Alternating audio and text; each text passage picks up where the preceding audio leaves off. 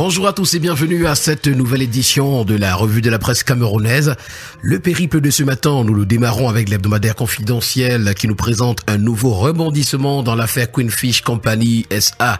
D'après l'hebdomadaire ce matin, depuis le 26 mai dernier, un nouveau feuilleton s'est ouvert dans l'affaire qui oppose Célestine Ketia-Cortez, l'actuelle ministre de l'Habitat et du Développement urbain, aux actionnaires indiens et camerounais de cette entreprise.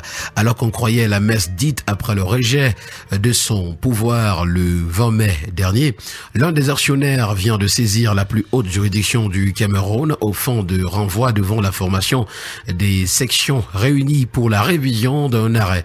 Le seul but de cette démarche est de faire triompher la vérité telle que nous le renseigne ce matin l'hebdomadaire à ses pages 6 et 7. En petite une, on parle de présidentielle et de professeur Maurice Kamto notamment. Jusqu'où peut-il aller? C'est une interrogation, et retrouvons également un portrait de El Hadj. Reloins-nous ce matin à la page 4, les secrets d'un engagement militant. Autant d'informations à retrouver en parcourant ce matin les colonnes de l'hebdomadaire confidentiel. Avec le quotidien régional d'information du Nord Cameroun, l'œil du Sahel de Guibaï Gatama, on parle d'Abakad Mahamad, ancien gouverneur, qui dit que les autorités préfectorales n'ont pas à faire les mendiants. Allez savoir pourquoi il parle ainsi ce matin à la page 11. Avec le quotidien Mutation, c'est la fuite des épreuves qui intéresse. Le bac prend de l'eau. Et d'après le journal, alors qu'on croyait le phénomène révolu, l'organisation de la session 2025 est de nouveau entachée, suscitant une avalanche d'interrogations. Un collectif de syndicats des enseignants appelle à la reprogrammation des épreuves querellées ce matin à la page 7 du journal. Le premier quotidien économique de la zone CEMAC, l'économie pour sa part, s'agissant de compagnies aériennes étrangères, nous fait savoir que les pays de la CEMAC bloquent le rapatriement des recettes, une situation qui risque de plomber davantage le transport aérien au sein de la communauté économique et monétaire de l'Afrique centrale. C'est donc l'information à retrouver au complet à la page 3. Le quotidien Vert Émergence revient ce matin sur le meeting de Kamto à Paris, onde de choc jusqu'à Yaoundé, c'est le titre qui nous est brandi.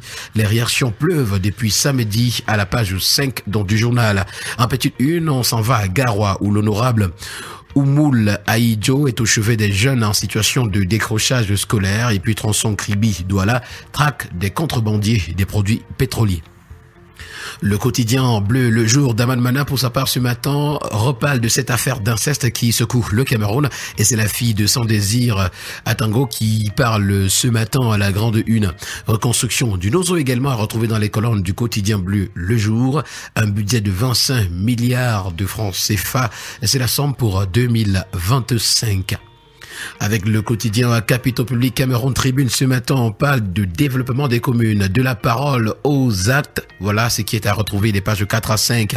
La matérialisation des accords signés lors des éditions précédentes est l'objectif majeur des Journées économiques internationales des communes GICOM 2025, ouverte hier au Palais des Congrès de Yaoundé au nom du président de la République par le Premier ministre chef du gouvernement, Joseph John Gouté.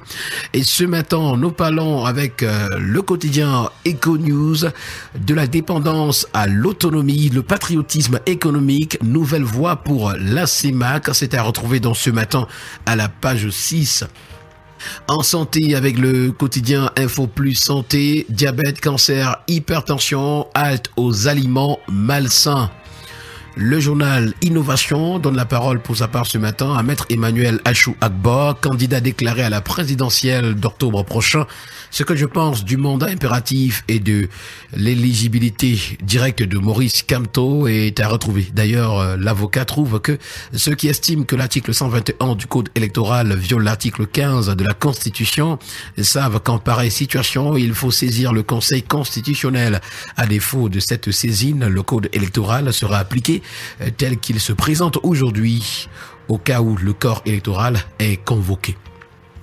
Une autre parole donnée ce matin, c'est le quotidien L'Info à chaud qui la donne à Maurice Kamto au cours du giga meeting du lancement de la campagne électorale samedi dernier à Paris, qu'il nous laisse la possibilité d'organiser nos meetings au Cameroun et on fera 10 fois plus que ce que nous sommes en train de faire aujourd'hui.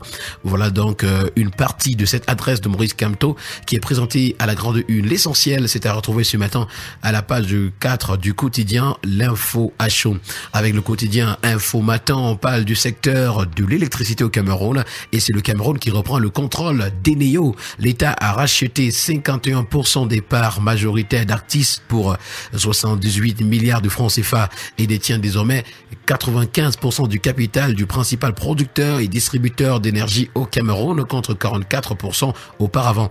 Après des négociations du comité interministériel piloté par le MINFI, Louis-Paul Motazé et son collègue le mineux Gaston Eloundou et Somba. Ce matin, on donne la parole à Joseph John Goutier, la grande une du tri-hebdomadaire. La météo, le GICOM promeut les richesses et valorise le potentiel des communes, dixit donc le chef du gouvernement, représentant donc le chef de l'État Paul Biya hier 2 juin à Yaoundé à l'ouverture de la 3e édition des Journées économiques internationales des communes. Le chef du gouvernement l'a fort bien souligné.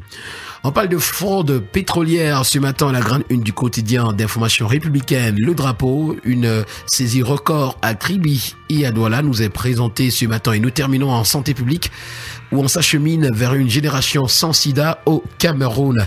À l'initiative du ministre de la Santé publique et de ses partenaires, une réunion de plaidoyer de haut niveau s'est tenue donc à Yaoundé le 30 mai 2025. Elle marque un tournant décisif dans l'engagement du Cameroun pour éliminer le sida pédiatrique d'ici 2030. Malgré les avancées notables, les enfants vivant avec le VIH restent vulnérables. L'heure est à l'intensification des actions ciblées, intégrées et équitable. Voilà qui a permis de mettre un terme à cette sortie de la revue de la presse camerounaise. Merci à vous, mesdames et messieurs, d'avoir été à l'écoute et au plaisir de vous retrouver très prochainement pour une nouvelle édition. D'ici là, portez-vous bien. Bonne journée à tous.